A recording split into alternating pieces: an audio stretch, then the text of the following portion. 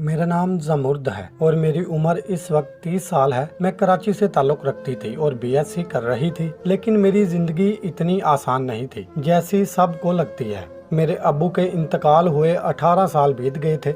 वो दिन हमारे लिए किसी क़यामत की तरह था। जब अब्बू घर से दफ्तर गए तो फिर उनकी लाश ही घर आई।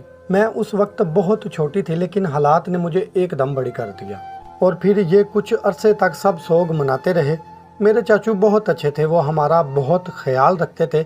लेकिन जैसे जैसे अब्बू का चेहलम हुआ, नानी अम्मी आई और ना जाने ऐसा क्या कहा कि घर में बहुत लड़ाई हुई। अम्मी बहुत रोई और फिर नानी अम्मी को साथ लेकर चली गई और मैं अपने चाचू चाची के आसरे पर यहाँ रह गई। बाद में पता चला कि नानी ने अम्मी की दूसरी शादी की बात की थी, क्योंकि अम्मी कम उम्र थी, इसलिए वो चाहती थी कि उनकी बेटी सारी उम्र बेवगी को झीलते हुए ना गुजारे। जब अम्मी के दुल्हन बनने की तस्वीरें आई तो मैं उस रात बहुत रोई और अम्मी से कई गिले शिकवे किए, लेकिन उनको सुनने वाला कोई नहीं था। अम्मी के जाने के बाद चाची ने मुझे मेरे स्कूल से उठवा लिया और फिर एक गवर्नमेंट स्कूल में डलवा दिया। मैं अभी बच्ची थी, मुझे एक दिन में घर के काम भी आ गए थे और फिर वो वक्त भी गुजरता गया और वो बच्ची जिसकी माँ उसे लाडों से बार बार कहकर स्कूल भेजा करती थी, वो बड़ी हुई तो सबसे पहले उठकर सब के लिए नाश्ता बनाती, ताकि सब लोग अपनी अपनी जगह बैठकर नाश्ता एंजॉय करें। मैं अक्सर सोचा करती थी कि क्या मेरी सारी उम्र ऐसे ही गुजर जाएगी, लेकिन मुझे अपने चाचू पर यकीन था। मगर एक दिन वो हुआ, मैं तो कुछ सोच ही ना सकी और मेरी किस्मत बदल गई। चाचू को फालज का अटैक आया था और वो बिस्तर को लग कर रह गए। सारी जिंदगी भर कमाया था कि बीमारी में कोई दिक्कत और तंगी ना आई, लेकिन अब वो एक दिन इस बीमारी के आने से बहुत परेशान हुए थे। और फिर एक दिन उन्होंने चाची से कहा कि मेरे लिए बेहतरीन घर का रिश्ता ढूंढे। वो मुझे अपने हाथों से अपनी जगह रुखसत करना चाहते थे। उन्होंने चाची को खास हदायत की थी कि पैसों की फिक्र नहीं करनी, बस रिश्ता ऐसा हो कि हमारी बच्ची सारी उम्र खुश रहे। हम लाखों का जहेज देंगे। उनकी इस बात पर मेरी आंखों से आंसू आ गए। जो काम मेरे बाबा के बाद मेरी माँ का था, वो अब चाचू चाची कर रहे थे। मैं उनके एहसानों पर खामोशी से बस आंसू पी कर रह गई। चाची ने रिश्ता देखने शुरू किए और फिर उन्होंने रिश्ता ढूंढ ही लिया। चाचू तो हिल भी नहीं सकते थे, सब काम चाची ने किए। मैं खुश थी कि उन्होंने माँ बनने का सब फर्ज निभाया। मैंने अब तक लड़का नहीं देखा था, लेकिन मुझे अंदाज़ा था कि वो यकीनन अच्छा ही होगा। मैं भी पढ़ी लिखी और खूबसूरत थी, एक अच्छे घराने से थी, इसलिए मुझे पूरी उम्मीद थी कि मेरा हम सफ़र भी मेरे जैसा होगा। मैंने कई ख्वाब बुनने शुरू कर दिए और फिर चाची ने जहेज बनाना शुरू किया। जैसा चाचू चाहते थे वैसा ना सही, लेकिन मेरे उनका खलूस और प्यार ही सब कुछ था, इसलिए मैं थोड़े और सस्ते सामान पर भी बहुत खुश थी। और फिर मेरी रुखसती का दिन आ गया। मेहंदी की रात न जाने कैसे चाचू की तबीयत ख़राब हो गई। डॉक्टर ने कहा कि कुछ गलत खाया है। इस बात पर हम सब हैरान हुए, क्योंकि चाचू सिर्फ वही परहेज़ी खाना खाते थे जो चची बनाती थी। लेकिन अब क्या कर सकते थे। चाचू को अस्पताल में एडमिट कर लिया गया। मैं चाचू की दुआओं के साथ रुखसत होना चाहती थी, लेकिन घर आई बारात को वापस लौटाया नहीं जा सकता था, इसलिए सब फराइज चाची ने सर अंजाम दिए। निकाह हुआ तो मुझे चाचू और अब्बू की बहुत याद आई। मैं अम्मी से भी मिलना चाहती थी, लेकिन वो नहीं आई। निकाह के बाद जब मुझे दूल्हे के साथ बैठने के लिए ले जाया गया तो तब मेरे पैरों तले से ज़मीन निकल गई, क्योंकि यहाँ सब कुछ उसके बरअक्स था। जो मैंने सोचा था वो कोई 30 साल का मर्द था। शक्ल सूरत तो गुजारे लायक थी, लेकिन अंदाज और एतवार से साफ वाज़िया था कि वो कोई पढ़ा लिखा नहीं था। बारात के साथ आए लोगों में भी कोई ख़ास मुहज़्ज़ब नहीं लग रहा था। वो सब नदीदों की तरह खाने पर टूट पड़े थे। उन्हें देखकर मुझे एहसास हुआ कि आखिर चाची मुझे अच्छी जगह कैसे भेज सकती थी। उन्होंने मेरे साथ यही करना था। वो हमेशा मुझसे नफ़रत करती आई थी और आज उन्होंने सारी नफ़रत सूद समेत वापस लौटा दी थी। चाची के चेहरे पर एक मकरूह मुस्कुराहट थी। मैं पहली दफ़ा शुक्र अदा कर रही थी कि चाचू नहीं आए, वरना ये सब देखकर शादी ना होने देते या फिर बात दिल पर ले जाते। मैं नहीं चाहती थी कि चाची की सेहत पर कोई अधूरा असर पड़े, इसलिए खामोश हो गई। जब मेरी माँ को ही मेरी फिक्र नहीं थी, मैं ये कैसे सोच रही थी कि कोई गैर मेरे लिए अच्छा सोचेगा। मैं अपनी किस्मत को रोती जमशेद के साथ रुखसत होकर आ गई। और अब मुझे एक और झटका लगा जब बारात 6-7 घंटे का सफ़र तय कर मंजिल पर पहुंची। ये तो एक कच्चा सा गांव था जिसके अक्सर घरों की दीवारें भी अब तक पक्की नहीं थी। ये सब देखकर मुझे एक बार फिर सख्त रोना आया और फिर वक्त गुजरता गया और मैं वहां रहने पर अपने दिल को कई दलीलें दी, क्योंकि मेरे पास और कोई रास्ता ही नहीं था। एक दिन मैंने चुपके से अपनी सास की बातें चची से होते हुए सुनी। तब मुझे एक और काली हकीकत का इंकशाफ हुआ। मेरी शादी की रात चाचू को बदहजमी नहीं हुई थी, बल्कि चाची ने जानबूझकर चाचू के खाने में कुछ ऐसा मिला दिया था कि उनकी तबीयत बिगड़ जाए, ताकि वो शादी में शिरकत ना कर सके। ये बात सुनकर मुझे बहुत अफसोस हुआ था। मज़ीद कुछ वक्त गुजरा तो मैं उम्मीद से हो गई। मेरी सास को भरपूर यकीन था कि मेरे यहाँ बेटा ही होगा। मैंने जब वजह पूछी तो उन्होंने बताया कि उनके ख़ानदान में आज तक किसी भी औरत के यहाँ पहली औलाद बेटी नहीं हुई, बल्कि पहले 3 बेटे होते हैं, फिर बेटी होती है। मैं ये सुनकर काफ़ी हैरान हुई, लेकिन जब से मैं ब्याह कराई थी मैंने आज तक यहाँ किसी की बेटी होते नहीं देखी थी। इन 4 महीनों में सब के यहाँ ही बस बेटे ही हुए थे, जो देखकर मैं बहुत हैरान हुई। आहिस्ता आहिस्ता वक्त गुजरता गया और जब मेरी डिलीवरी हुई तो मैंने एक बेटी को जन्म दिया। सब मुझे देख रहे थे जैसे मैंने कोई गुनाह कर दिया हो। मुझे अच्छा नहीं लगा था, क्योंकि मेरा मानना था कि बेटी तो रब की रहमत है, उसकी पैदाइश पर ऐसे मायूस होना कहाँ की इंसानियत है। लेकिन ये बात पूरे ख़ानदान को कौन समझाता। मेरा शोहर भी खामोश था, उसने कोई बात भी नहीं की और सब की तरह मुझे ऐसे देखता रहा जैसे मुझसे कोई गुनाह कबीरा हो गया हो। मैं बस यही सोचती रही कि बेटी का हो जाना आज के दौर में इतना गलत क्यों माना जाता है। अब मुझ पर जिंदगी मजीद तंग हो गई। सबकी नज़रों में मैं मुजरिम बन के उस घर में रहना मेरे लिए कतई आसान नहीं था। अब तो घर में भी मुझसे कोई खाना तक पूछने का रवादाद नहीं था। कोई भी मेरी बेटी को हाथ तक नहीं लगाता था। मैं घर का सारा काम करती और अनीसा पड़ी रोती रहती, लेकिन किसी को कोई फ़र्क ना पड़ता। अब तो ये हालात हो गए थे कि अम्मी मेरे शोहर की दूसरी शादी करवाने के दर पर आ गई थी।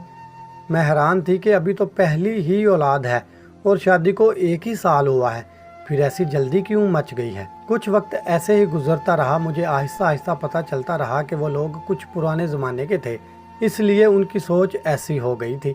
उनके लिए अपनी नस्ल मतलब बेटा ही सबसे अहम। अब मैं भी उनके साथ हाँ में हाँ मिलाने लगी थी। मुझे पता चल गया मैं एक बार फिर उम्मीद से हूँ। अब मैं उम्मीद से हुई तो मेरी सास मुझे एक आमिल के पास लेकर गई। मैंने सोचा कि शायद वो कोई तवीज़ वगैरह देगा और मामला रफा दफा हो जाएगा, लेकिन ऐसा कुछ नहीं हुआ। उस बाबे ने अलग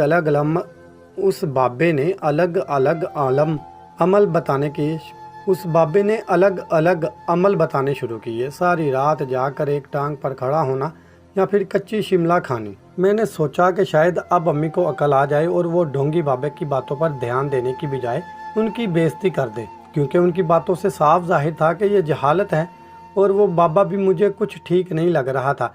मैं बिल्कुल खामोश रही और अम्मी के कुछ भी बोलने का इंतज़ार कर रही थी, लेकिन वो जब बोली तो मैं हैरान रह गई। उन्होंने बहुत ही अकीदत से उस आमिल से बात की और फिर उन्हीं ने इतनी ही अकीदत से बाबा जी से कहा कि मेरी बहू तो सब कर लेगी, लेकिन होना बेटा ही चाहिए। वो बाबा जी बहुत पुरएतमाद लहजे में कह रहे थे, हाँ हाँ बेटा ही होगा। मुझे ये बात काफ़ी अजीब सी लगी थी, क्योंकि जो बात दुनिया के बड़े बड़े माहिरीन नहीं कह सकते थे कि किस दवाई से बेटा होगा, वो ये बाबा जी कच्ची शिमला मिर्च खाने से कह रहे थे। मैं सुकून से घर आ गई और अपने शोहर के आने का इंतज़ार करने लगी। आज मैंने सोच लिया था कि जो भी हो जाए मैं जमशेद का दिल जीत कर रहूँगी। मैंने जमशेद की पसंद का खाना बनाया और फिर अच्छे से कपड़े पहनकर उनके आने का इंतज़ार करने लगी। मैंने आज अनीसा को पहले ही सुला दिया था, कहीं उसे देखकर जमशेद का मूड ना ख़राब हो जाए। लेकिन उस रात भी न जाने ऐसा क्या हुआ कि जमशेद फ़ौरन सो गए।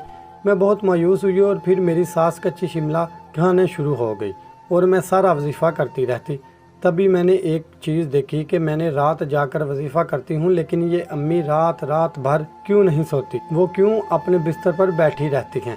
मैंने अब फैसला किया कि मैं देखूंगी कि ऐसा क्या है जो उन्हें रात को सोने नहीं देता। एक दिन मैं वजीफ़ा करने खड़ी हुई तो देखा कि अम्मी को तसल्ली हो गई तो वो अपने कमरे में चली गई।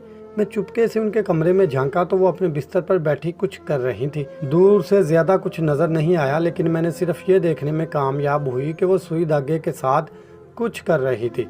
मैंने देखने की काफ़ी कोशिश की, लेकिन कामयाब ना हो सकी। मेरे जहन में पहला ख्याल ही यही आया कि हो सकता है कि वो अपने आने वाले पोते के लिए कपड़े बना रही हूँ, क्योंकि वो बहुत ज़्यादा पुरुम्मीद थी कि अब की बार पोता ही होगा। लेकिन फिर ये रोज़ ही होने लगा, रोज़ कुछ ना कुछ बनाती रहती, जिसे देखकर मुझे तजस्सुस होता कि आखिर ऐसा क्या है जो मुकम्मल ही नहीं हो रहा। फिर एक दिन इस राज से पर्दा उठ ही गया। उस दिन जैसे ही अम्मी ने खाना खाया, उनके दिल में हल्का सा दर्द हुआ और फिर देखते ही देखते वो दर्द से बेहाल हो गई। सब लोग उन्हें लेकर जल्दी जल्दी अस्पताल भागे और मैं घर में रह गई, क्योंकि मैं उम्मीद से थी। मुझे अस्पताल से कॉल आई कि अम्मी का एक सूट इस्त्री कर दो, शायद 1-2 दिन इन्हें अस्पताल रहना पड़े। मैं अम्मी के कमरे में गई तो मेरी नज़र वहाँ मौजूद उनके बिस्तर पर पड़ी। तभी मेरे जहन में आया कि आज तो मौका मिल गया है, मुझे तो इससे फ़ायदा उठाना चाहिए। मैं अम्मी के बिस्तर की तरफ बढ़ी तो वहाँ मौजूद चीज़ें देखकर मैं हैरान रह गई। मेरी सास रोज़ उस वक्त बैठकर गुड़िया बुनती थी और ये गुड़िया में अच्छे से जानती थी कि ये गुड़िया सिर्फ काले जादू में इस्तेमाल होती है, लेकिन इसका काम मेरी सास के कमरे में क्या था। इस बात ने मुझे बड़ा परेशान कर दिया और मैं खामोशी से अपने कमरे में आ गई। अब मैं सोच रही थी कि आखिर इस बात का जवाब मैं कहाँ से लाऊं। यूं ही कुछ दिन मज़ीद गुजर गए और अम्मी घर आ गई थी। मैंने सोचा कि मैं इनसे पूछूंगी कि आखिर ये क्या था जो वो कर रही थी। फिर एक दिन सारी की सारी हकीकत मेरी नज़रों के सामने आ गई। अम्मी तैयार होकर घर से निकली थी। मैंने कहा कि मैं आपके साथ चलती हूँ या फिर जमशेद आपको छोड़ दे, लेकिन उन्होंने कहा कि नहीं, वो खुद जाएंगी। उनके ऐसे जाने से मुझे शक हुआ, क्योंकि वो कभी भी ऐसे नहीं जाती थी। उनके निकलते ही मैं घर से निकली और उनका पीछा करने लगी, क्योंकि आज मुझे जानना था कि आखिर वो क्या कर रही हैं। मैं खामोशी से बिना आवाज़ किए, अपना कोई भी सुराग दिए बगैर उनका पीछा करने लगी। फिर वो एक जगह जाकर रुक गई। वो कोई मस्जिद थी, लेकिन हैरानी की बात यह थी कि वो बस दरवाजे पर ही खड़ी रही थी, अंदर नहीं गई और ना ही कहीं आगे।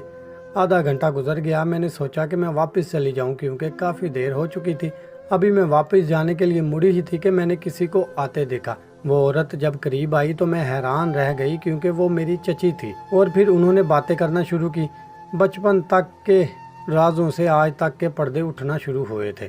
चची हमेशा से ही काला जादू करती थी और इसी वजह से मेरे बाप की मौत हुई थी और अम्मी घर से चली गई। मैं नाबालिग थी, इसलिए मुझ पे कोई काम ना किया और उन्होंने मेरी सास से भी यही कहा था कि ये लड़की मनहूस है, अगर तुम इस पर जादू नहीं करोगी तो कभी भी ये तुम्हारे खानदान को वारिस नहीं दे पाएगी। मैं ये सब सुनकर बहुत हैरान हुई थी कि आखिर वो मुझसे दुश्मनी में इतना आगे कैसे बढ़ गई। उन्हें दुनिया और आखिरत में किसी चीज़ की परवाह नहीं रही। अब मैंने सोचा कि इन दोनों को इनकी साजिश का फल तो मिलना चाहिए। मैंने जमशेद से कहा कि मैं अपने मेके वालों की दावत करना चाहती हूँ और उन्होंने मुझे इजाज़त दी। मैंने सारा दिन सब का इंतज़ार किया और जब सब लोग आ गए तो मैंने खाना लाकर रखा। सब लोग हाथ धोकर खाने के लिए बैठ गए और जब उन्होंने ढक्कन उठाया, ट्रे में खाने की बजाय गुड़िया मौजूद थी। मैंने भी सब के साथ अनजान बनने का ड्रामा किया। तभी मेरी सास ने मेरी चची को देखते हुए कहा कि तुम ये सब हम पर भी कर रही हो।